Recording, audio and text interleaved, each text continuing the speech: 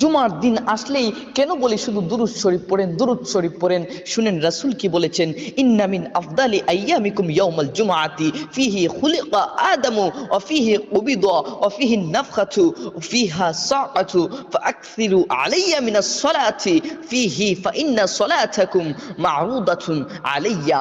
রাসূল বলেছেন তোমাদের দিনগুলোর মধ্যে সর্বোত্তম হলো জুমার দিন।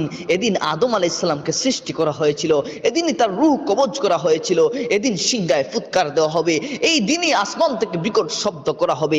কাজেই এদিন তোমরা আমার উপর বেশি বেশি দুরূদ পাঠ করো। বলেন